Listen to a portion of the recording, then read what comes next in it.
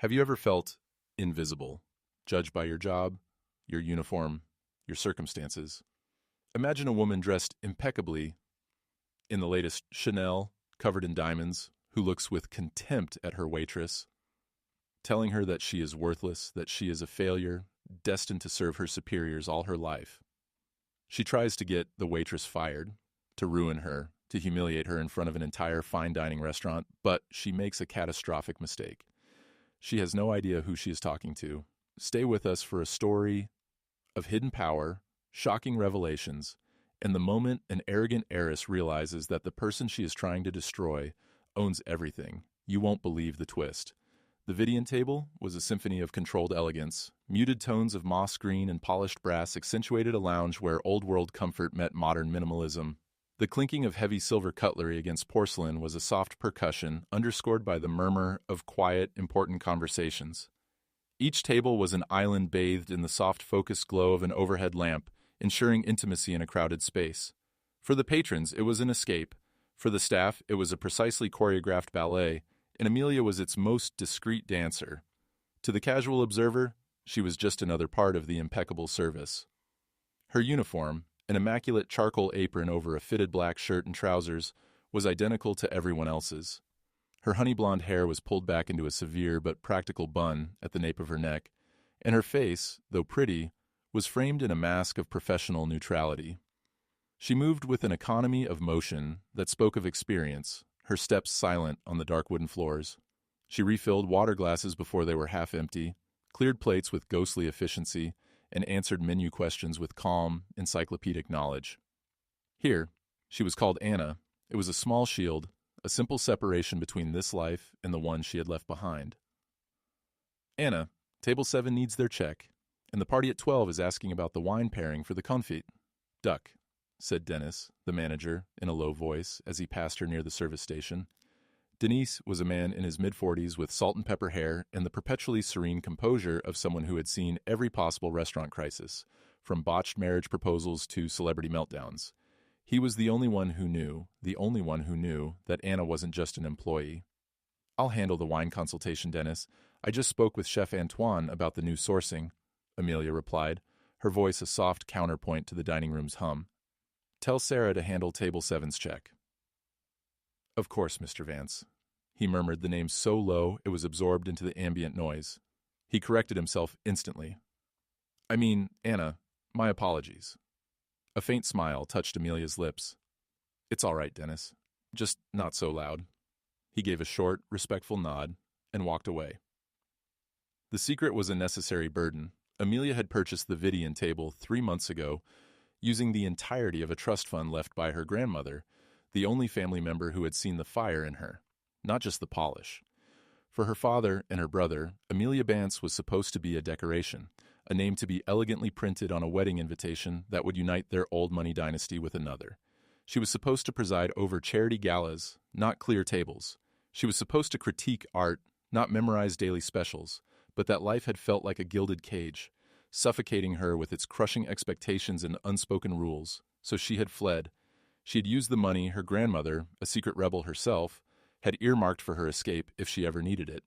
She bought this restaurant, a place she had always admired for its integrity and commitment to culinary art. And for the first 3 months, she had decided to work on the floor, not as a gimmick, but as an education. She wanted to understand the rhythm of the place from the bottom up, to know the staff, not as names on a payroll, but as people, to see the flaws and strengths of her investment through the eyes of those on the front lines. It was a baptism by fire, and she was learning more than any university degree could have taught her. She had just finished her explanation of how the earthy notes of Burgundy would complement the richness of the duck when the main doors swung open. A fresh gust swept through the entrance, bringing with it an aroma that didn't belong in the warm, savory air of the restaurant. The sharp, aggressively expensive perfume of arrogance. Amelia's back was to the door, but she felt the shift in the room's atmosphere. Conversations faltered for half a second. Heads turned.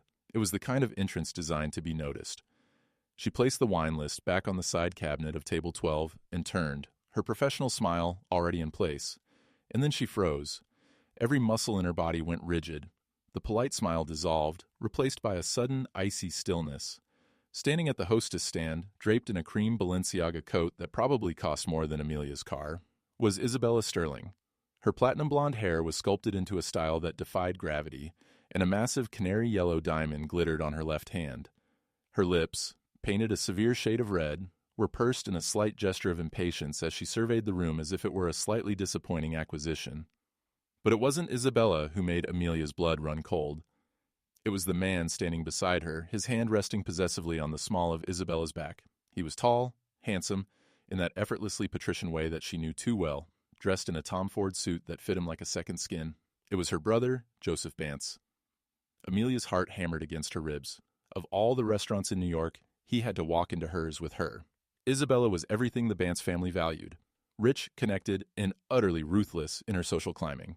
It was rumored that she and Joseph would announce their engagement any day now, the final piece in a social corporate merger their parents had been planning for years. Joseph hadn't seen her yet. He was talking to the hostess, his voice smooth and confident.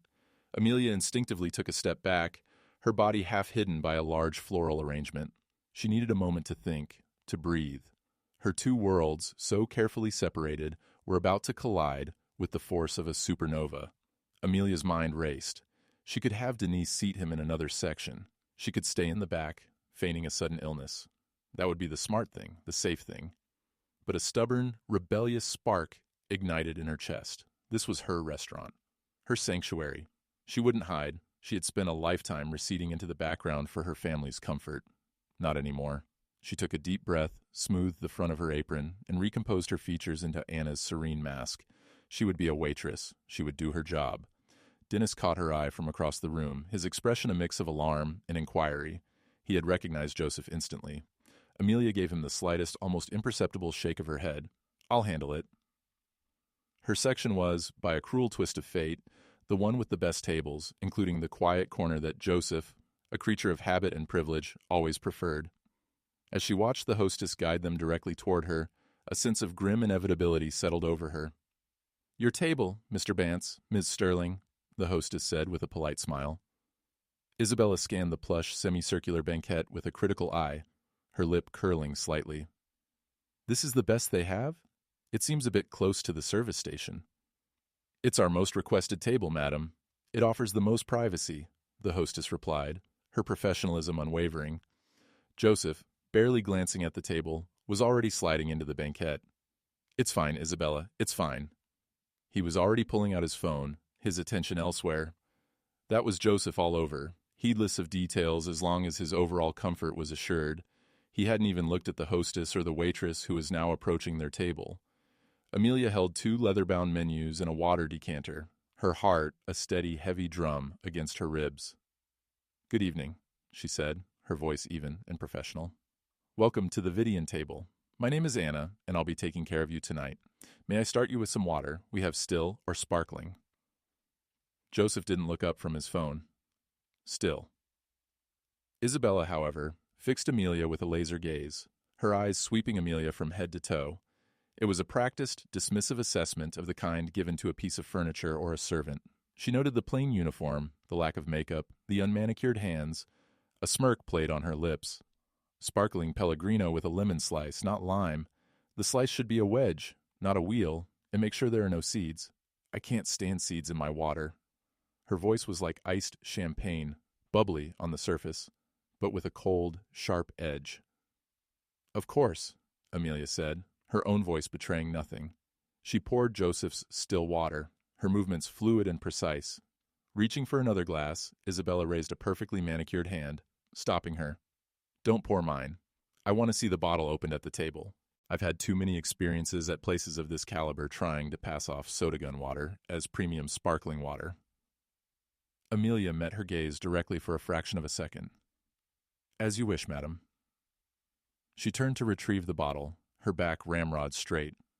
The initial shock was already hardening into cold, determined resolve. She could do this. She was Anna the waitress.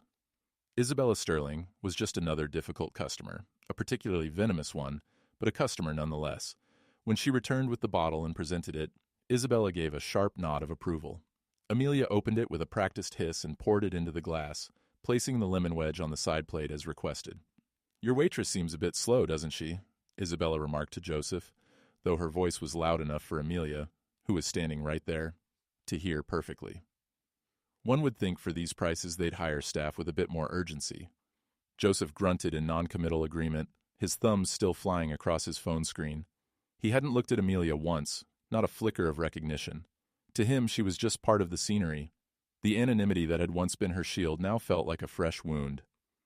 "Are you ready to hear the specials, or would you like a few moments with the menu?" Amelia asked, her tone impeccably polite. Isabella waved a dismissive hand. "We know what we want. I'll have the seared scallops for my appetizer and the Dover sole for my main. Make sure the chef knows no garlic. I'm allergic." Amelia knew for a fact that Isabella was not allergic to garlic. She had been at enough Bant's family dinners where Isabella had happily eaten garlic-laden dishes.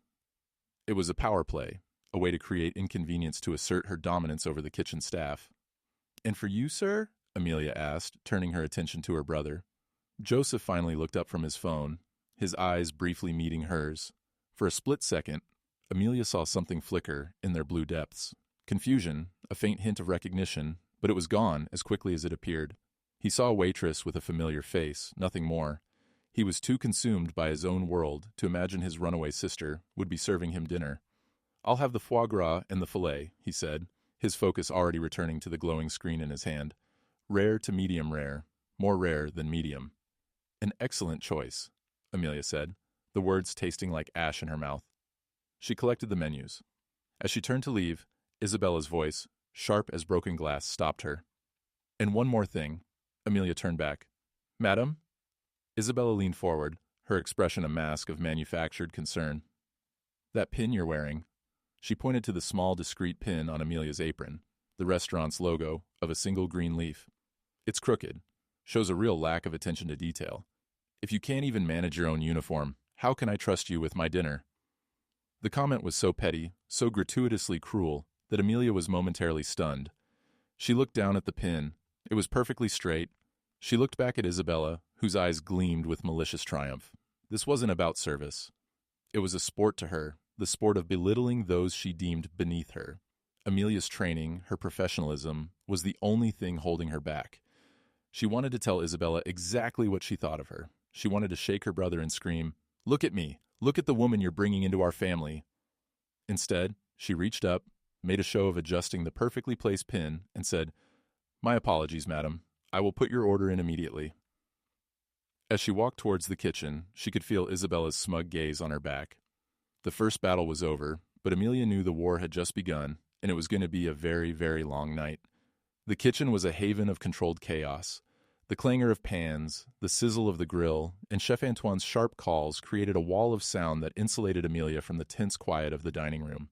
She placed the order with the sous chef, carefully noting Isabella's fictitious allergy. "Garlic allergy for the Dover sole on table 9, she called out.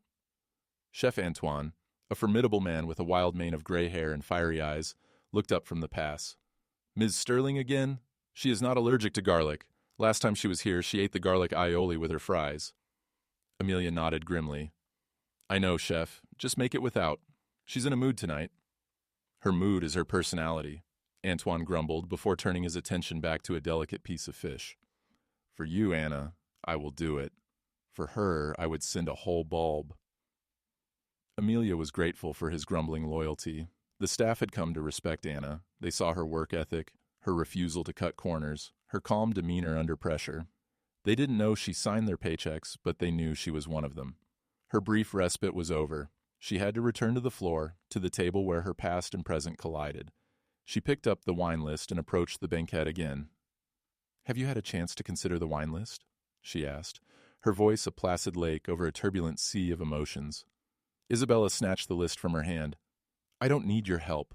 I know more about wine than you'll learn in your sad little life." She scanned the pages with theatrical speed. "We'll take the 2015 Chateau Margaux." Amelia's eyebrows rose almost imperceptibly. It was one of the most expensive and revered bottles in their cellar, a wine that commanded respect and a deep understanding to truly appreciate.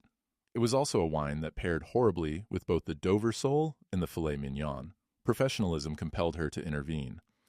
"An exceptional choice, madam. However, Might I be so bold as to suggest that its delicate, complex profile might be slightly overwhelmed by the main courses? Perhaps a robust Cabernet Sauvignon for the filet or a crisp Riesling for the Dover sole would be a more complementary pairing. Isabella's eyes narrowed into icy slits. The suggestion was not taken as helpful advice, but as a direct challenge to her authority and taste. "Are you questioning me?" her voice asked, dangerously low. "Do you have any idea who I am? I've forgotten more about wines than you'll ever know. We'll take the Margot now. Go get it, and try not to drop it." Joseph, finally sensing the escalating tension, put down his phone. "Isabella, maybe she has a point." "Don't be ridiculous, Joseph," Isabella snapped, without even looking at him. "The girl is an imbecile. She probably gets commission for pushing the cheaper bottles." Her eyes fixed back on Amelia. "Well, are you deaf?" "Immediately, madam," Amelia said, turning on her heel. The ritual of presenting such a fine wine was one Amelia usually enjoyed. It was a moment of reverence, of history. She retrieved the bottle from the climate-controlled cellar, her hand steady despite the tremor rippling inside her. She presented the bottle to Isabella, who gave it a cursory, dismissive glance. Amelia proceeded with the ceremony, carefully cutting the capsule and drawing the long, old cork from the bottle with a soft, whispery pop. She poured a small amount to taste into Joseph's glass. It was customary to offer the taste to the host, but Amelia knew Isabella would view it as another slight if not deferred to her male companion. Joseph swirled the deep garnet liquid, sniffed it, and took a small sip. "It's wonderful," he said, nodding to Amelia. Isabella scoffed. "Please, Joseph, you wouldn't know a fine wine from grape juice. Let me taste it." She extended her glass imperiously. Amelia poured a measure for her. Isabella raised the glass, but not to her lips. She held it directly under her nose, her nostrils flaring dramatically. A look of profound disgust spread across her face. "This is corked," she declared, her voice ringing with accusation. She slammed the glass onto the table, splashing red wine onto the immaculate white tablecloth. "This is utterly undrinkable. It smells like a wet dog in a damp basement." Amelia knew with absolute certainty that the wine was perfect. The cork had been solid, the aroma in the bottle rich with notes of cassis, violet, and cedar. There wasn't the slightest hint of the damp, musty cardboard smell of TCA, the chemical compound responsible for cork taint. This was a test, a cruel and calculated game. "Madam, I can assure you that the bottle is—" "Oh, don't you dare argue with me." Isabella's voice rose, attracting the attention of nearby tables. "Oh, you bring me a $4,000 bottle of wine, and it's spoiled. First the slow service, then your impertinent suggestions, and now this? It's incompetence on a staggering scale." Denise was already gliding toward the table, his face a mask of concern. "Is there a problem, Ms. Sterling?" "A problem? Yes, there's a problem." Isabella gesticulated furiously toward Amelia. "Your waitress here is attempting to poison us with spoiled wine and then has the audacity to tell me I'm mistaken. I want another bottle brought immediately, and I want her to have nothing to do with it. In fact, I don't want to see her again. She should be fired." The demand hung in the air, sharp and ugly. Fired. The word was a physical blow to a job Amelia didn't need, but into which she had poured her heart for a persona she had created to find herself. The humiliation was immense, and it was amplified 1,000-fold by the fact that her own brother sat there silently, his face pale, refusing to meet her eyes. He was a coward. He was letting this happen. The wound Isabella was inflicting was no longer just about a waitress and a customer. It was about Amelia Bance and the world she despaired to escape, a world that had followed her here and now threatened to burn down her refuge. Amelia looked from Isabella's triumphant, sneering face to her brother's averted gaze. Something inside her, something that had been bending all evening, finally snapped. Anna's calm, professional facade began to crack, and for the first time that night, Amelia Bance's fierce, proud spirit looked out from her eyes. The air around Table 9 crackled with a tension so thick it felt like a physical presence. Diners at adjacent tables fell silent, their forks hovering over their plates, their conversations forgotten. The entire focus of the elegant dining room had narrowed to this volatile point. Isabella Sterling sat back, a victorious smirk playing on her lips. She had created a scene, asserted her dominance, and was about to get a lowly waitress fired. In her world, this was a Tuesday. She looked from Dennis to Amelia, expecting capitulation, apologies, and the immediate disappearance of the offending staff member. Denise, ever the consummate professional, turned his calm gaze to Amelia. He had seen her face. He had seen the shift in her eyes from professional endurance to a cold, hard fire. He knew the game was up, His loyalty was not to the demanding customer but to the owner who worked beside him. "Is that right, Ms. Sterling?" Dennis said, his tone still polite, but now underscored with a newfound firmness. He did not look at the wine, he did not apologize. Instead, he turned his full attention to Amelia. The next words he uttered would change the course of the entire evening, and several lives along with it. "Ms. Bance," he said, his voice clear and resonant, cutting through the charged silence. "How would you like me to handle this?" The name echoed in the small space around the table. "Ms. Bance." Isabella's smug smile faltered, then vanished completely. Her brow furrowed in confusion. She looked at Amelia, then back to Dennis. "What did you call her?" Joseph's head snapped up. His face, already pale, turned the color of chalk. His eyes, wide with nascent horror, were fixed on his sister. He no longer saw Anna the waitress. He saw Amelia Bance, his sister, standing there in a servant's apron, her expression unreadable. The vague familiarity he had felt earlier now struck him with the force of a physical blow. Amelia held her brother's terrified gaze for a long moment before turning to Isabella. The transformation was breathtaking. She straightened her spine and seemed to grow taller. The slightly hunched, deferential posture of a server melted away, replaced by an aura of innate, unshakable authority. Anna's mask was gone, and in its place was the cool, assessing gaze of a woman in total command. She met Isabella's confused, angry stare without blinking. "Thank you, Dennis," she said, her voice no longer the soft, accommodating tone of a waitress, but the clear, confident voice of a CEO addressing her board. "I'll take it from here." She reached down and picked up the supposedly corked glass of Chateau Margaux. She swirled it gently, the deep red liquid catching the light. She inhaled its bouquet, a slow, deliberate action, her eyes never leaving Isabella's. "Notes of blackcurrant, cedar, a hint of violet, and graphite," Amelia declared, her voice as crisp as the linen on the table.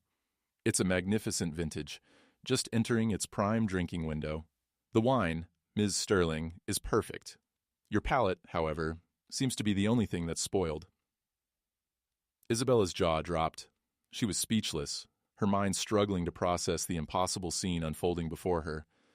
This waitress, this nobody, was speaking to her with an authority she had only encountered from her own father.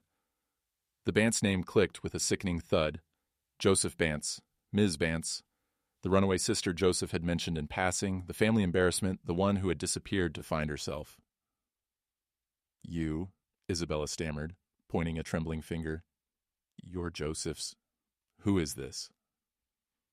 Joseph looked like he might be physically ill. He opened his mouth, but no sound came out. He was caught between his imperious, sneering fiancée and the sister he had failed to recognize, failed to defend. Amelia didn't wait for him to respond. She placed the wine glass deliberately back on the table. "My name," she said, her voice dropping to a still, steely level that was more intimidating than any shout, "is Amelia Bance." She reached up and slowly, deliberately untied the strings of her gray apron. She folded it once neatly and placed it on the edge of the service station behind her. The simple action was a declaration. The performance was over. "And this," she added, gesturing with an elegant sweep of her hand toward the bustling kitchen, the attentive staff, the gleaming bar, and the very table they were sitting at, "is my restaurant." The silence that followed was absolute. Isabella Sterling's perfectly constructed world, a world built on a foundation of status, intimidation, and the clear, unshakable hierarchy of the wealthy over the subservient, had just been leveled by a four-word sentence. The waitress she had been tormenting for the last hour, the woman she had tried to get fired over a lie, was not just her equal. She was her hostess, her proprietor, the person who held all the power in this room. Isabella's face, a canvas of shock and humiliation, was a sight Amelia would not soon forget. The woman, who moments before had held all the power, now held none. She just hadn't realized it until now. The revelation hung in the air, electric and undeniable.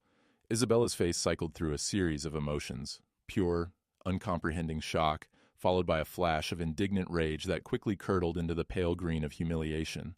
Her eyes darted from Amelia's calm, resolute face to Joseph's ashen one, seeking an explanation, a denial, anything to disprove the impossible truth. "Joseph," Isabella hissed, her voice a venomous whisper. "This is some kind of sick joke. Tell me she's lying." Joseph finally found his voice, though it was thin and trembling. "Amelia, I don't... How..." Amelia ignored him for a moment. her focus entirely on the woman who had spent the evening attempting to break her. "There's no joke here, Miss Sterling, just a lesson you seem to have desperately needed. You see, you operate under the assumption that a person's worth is dictated by the label on their coat or the price of the wine they order. You believe that service staff are invisible, that they are less than you, that their only purpose is to cater to your whims and absorb your cruelty." She took another step closer to the table, her presence commanding. "You walk into a place like this and you see a hierarchy. I walk in and I see a team. The person washing dishes in the back is as vital to your dining experience as Chef Antoine. The hostess who greeted you, the busboy clearing your plates, the server taking your order, they are all part of a complex living organism, and I am proud to be a part of it at every level." Her gaze flickered to her brother. The disappointment in her eyes was a palpable force. "You," her voice softened with a deep, painful sadness, "you sat here and watched her. You didn't even recognize your own sister, Joseph. Was I that invisible to you my entire life? Just a placeholder in a uniform?" "Amy, isn't that right?" Joseph stammered, using her childhood nickname. It felt like a desecration in this context. "I was distracted. I had no idea." "No, you didn't." Amelia cut him off, her voice hardening again. "Because you, like our dear father, have never been able to see past the Bance family name. You see the world through a filter of expectation and status. You were looking for a socialite, not a server. It never occurred to you that I could be both, or that I would choose to be the latter." She paused, letting the weight of her words settle. "I left, Joseph, because I was suffocating. I was drowning in a world that told me my only worth was in who I married. A world where my opinions were tolerated at dinner parties, but never truly heard. A world where my ambition was viewed as an unfeminine quirk. Dad wanted me to run a charity. You wanted me to be a supportive sister on your arm at corporate events. Neither of you ever asked me what I wanted." She turned her attention back to Isabella, whose face was now a tight mask of fury. "And what I wanted was this, something real, something I could build with my own hands. I used every cent of the inheritance Grandma Eleonora left me, the only person in our family who understood that a woman's hands could be used for more than holding a champagne flute, and I bought this restaurant." She explained how her grandmother, a woman born into immense wealth but who had secretly dreamed of being a botanist, had set up the trust with a single handwritten codicil for my Amelia to buy her freedom, not just her future. "For 3 months," Amelia continued, her voice resonating with passion, "I have worked here. I have cleared tables, polished silverware, memorized every ingredient in every dish, and learned the names of every single person on my staff. I have learned about inventory and payroll, about the intricacies of a reservation system, and about how to de-escalate a situation with an unreasonable customer. I have been learning how to be a leader, not by giving orders from an office, but by understanding the job of every person I lead." Her eyes pierced Isabella's. "And in all that time, I have never encountered anyone so willingly, so gleefully arrogant as you. Your behavior tonight was not just rude, it was a pathetic display of insecurity. People who are truly confident, who have genuine class, do not need to prove it by belittling others. They treat the CEO and the janitor with the same respect. That is a lesson your money has clearly never been able to buy you." The truth of her words hit Isabella with the force of a slap. All her weapons, her wealth, her name, her condescension, were useless here. She had been completely, utterly outmaneuvered. Her attempt to showcase her power and sophistication to her fiancé had backfired in the most spectacular way imaginable.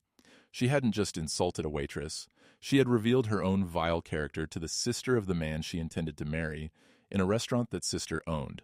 It was a checkmate she never saw coming. The aftermath was swift and silent. Isabella Sterling, a woman accustomed to having the last word, was utterly speechless.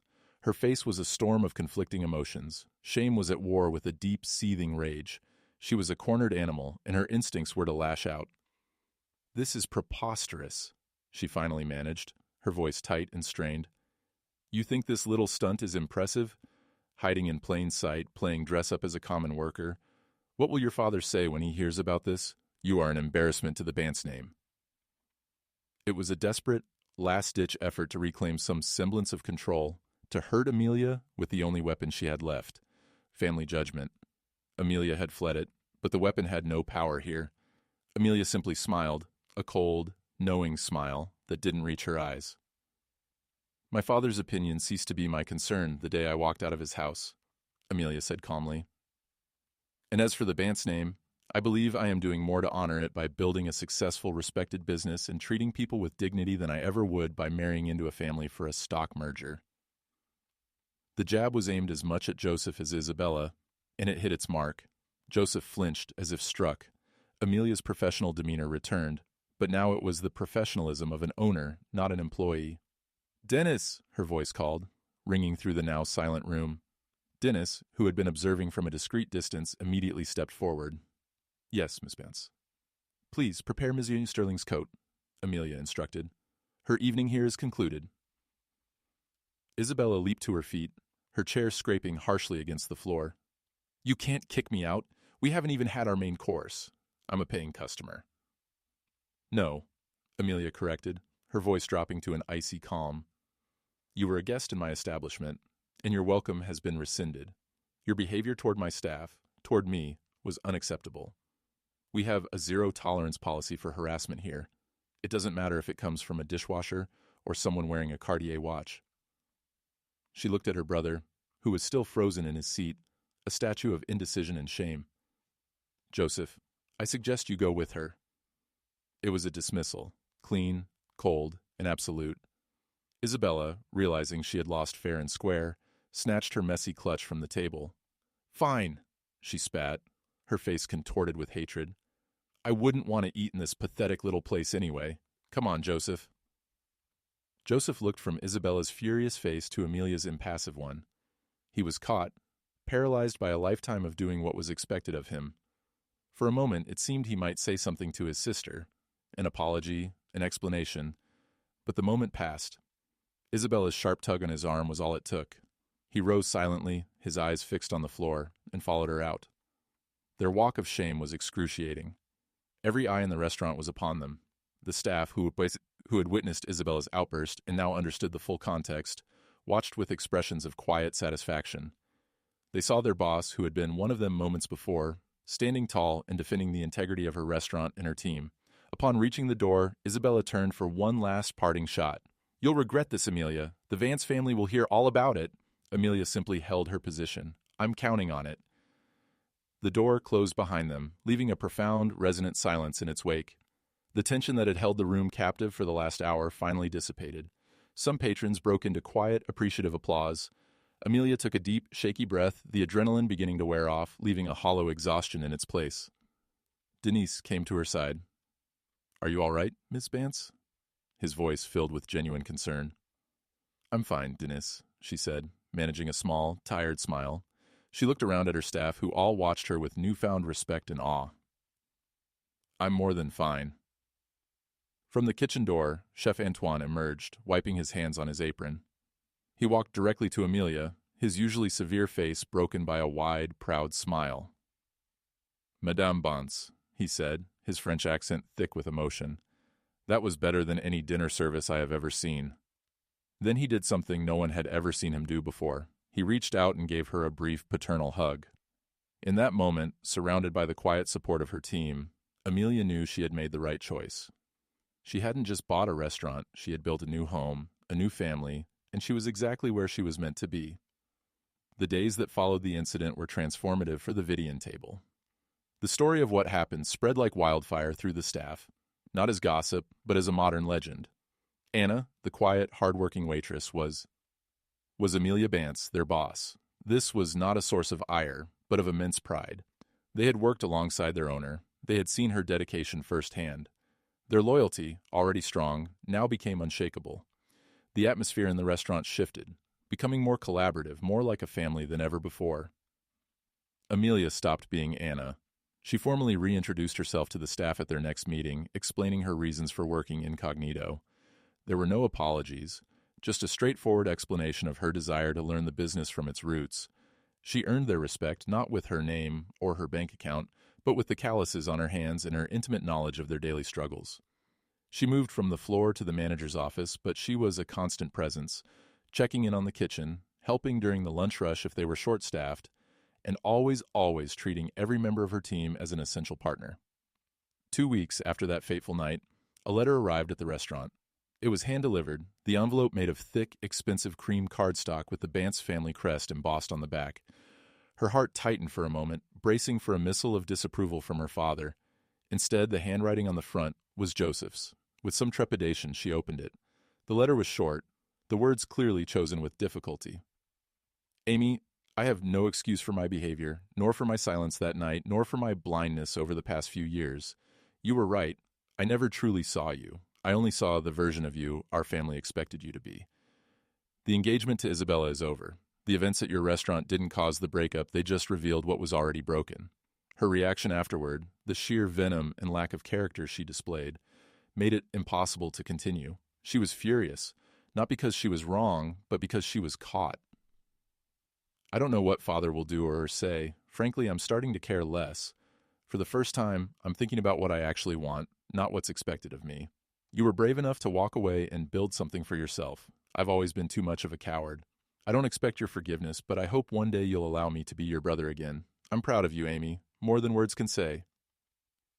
Joseph. Amelia read the letter twice, a complex mix of emotions swirling inside her. It wasn't a perfect resolution, not a magical healing of all wounds, but it was a beginning. It was a crack in the formidable wall of the Bance dynasty, a glimmer of hope that her brother might yet find his own way. She placed the letter on her desk beside the daily sales reports and new menu proposals. Her life was here now, in this building, with these people. She had walked away from a world of gilded cages and inherited power to create a world of her own, built on hard work, respect, and a passion for her craft. That night, as dinner service began, Amelia stood near the entrance, watching as the restaurant came to life. The soft lighting, the gentle hum of conversation, the aroma of Chef Antoine's brilliant creations. It was a symphony she had orchestrated. She was no longer a Bance by association, a daughter or sister defined by powerful men. She was Amelia Bance, restaurateur, a woman who had been insulted, underestimated, and discarded, only to rise on the foundations of her own quiet strength. She had found her freedom not in an inheritance, but in the dignity of a job well done, and in proving that true wealth is not what you have, but what you build. And she was just getting started. 3 months passed, and the seasons in New York began their slow turn towards winter. At the Vidian table, however, it felt like perpetual spring. The notoriety of the Isabella Sterling incident, as the staff had jokingly dubbed it, had faded from gossip to legend, cementing an unbreakable bond within the restaurant's walls. Amelia, now fully embracing her role as owner, had led her team to new heights. The restaurant received a glowing 3-star review in the Times, praising not only Chef Antoine's innovative cuisine, but also the impeccable and intuitive service that felt less like a transaction and more like a curated experience. Reservations were now booked 2 months in advance. Amelia Bance was no longer just a runaway heiress. She was a bona fide success story, a rising star in the city's demanding culinary world. Her relationship with Joseph was slowly, cautiously rebuilding. He had taken her letter to heart, and after a series of long, difficult conversations, he had resigned from his executive position at Bance Industries. He was taking classes in architectural history, a passion he had suppressed since he was a teenager. He was finding his own way, and for the first time, he and Amelia related not as heirs to a dynasty, but simply as brother and sister. It was a crisp Tuesday afternoon during the quiet lull between the frantic lunch service and the meticulous preparations for dinner when the world Amelia had built so carefully was threatened by the shadow of her past. She was in her small, functional office, reviewing invoices, when Dennis knocked softly on the door, his usually composed face looking unusually grave. "Ms. Bance," he said, his voice low. "You have a visitor. He didn't have a reservation." Amelia looked up, a questioning smile on her face. "Is it a health inspector? A persistent wine vendor?" "No," Dennis said, stepping aside. "It's your father." The air in the room seemed to grow thin as Harrison Bance stood in the doorway, and he was not a man who merely entered a room. He occupied it, tall, impeccably dressed in a bespoke charcoal suit that cost more than a staff member's monthly salary, with a full head of perfectly coiffed silver hair. He was the personification of old money power. His eyes, the same piercing blue as Joseph's, swept the small office with an expression of mild disdain, as if taking in the details of a distasteful but necessary business acquisition. "Hello, Amelia," he said. His voice was not loud, but it carried the immense, unshakable weight of command. It was the voice that had dictated her entire life until the day she left. "Father," Amelia replied, her heart beginning a low, heavy drum against her ribs. She stood, not out of deference, but to meet him on equal footing. This was her office, her territory. "This is a surprise." "I'm sure it is," he said, stepping in uninvited. Dennis closed the door quietly, leaving them alone. Harrison did not sit. He paced the small space like a caged panther. "I've been hearing things, Amelia. Whispers. A review in the paper. Joseph's sudden, inexplicable career change, all tracing back to this establishment." He said the word establishment as if it were something foul. "It's called a restaurant, Father," Amelia said, her voice firm despite the tremor she felt inside. "It's called a disgrace," he countered, his voice dropping to a dangerously quiet level. "Abance serving food to strangers, clearing tables. You have made a mockery of our name, of everything I've built." "What you built," retorted Amelia, a new fire kindling in her veins, "was a gilded cage. I have built a business. I employ 35 people. I create something people enjoy, something real.